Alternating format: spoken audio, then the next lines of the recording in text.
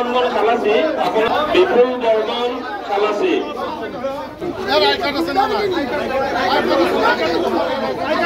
Legal কথাটো ক'ব গৈছে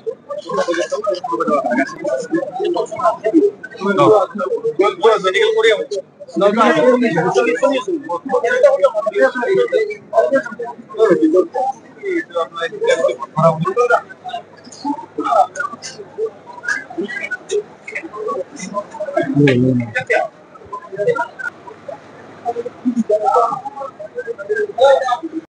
কংগ্ৰেছ পাৰ্টিৰ পৰা সকলো দলীয় প্ৰাৰ্থীক মাতি নি এখন সভা হৈছিল 3 দিন আগত, যিবিলাক নীতি নিয়ম বান্ধি দিছিল আমি মানি চলিছিলোঁ।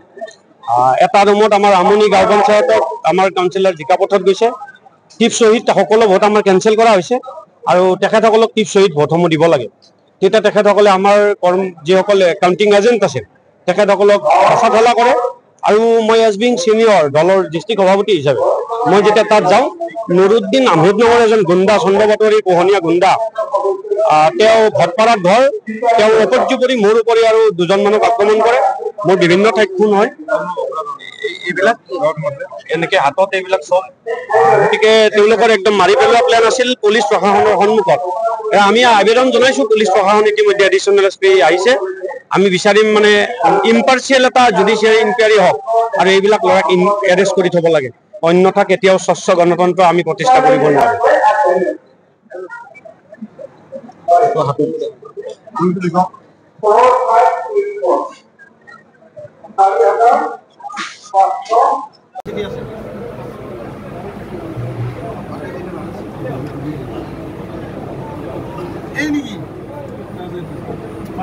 ইলেকশ্যনত যেতিয়া আধাৰটো পাছত ধাৰণা নহয় কি ইলেকশ্যন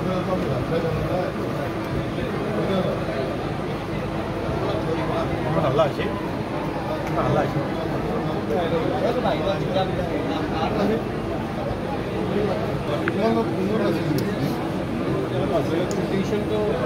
কাজিয়া কৰা টেণ্ডেঞ্চি নাথাকে ন, কথা ধৰি গ'লে বস্তুটো বেলেগ হৈ যাব।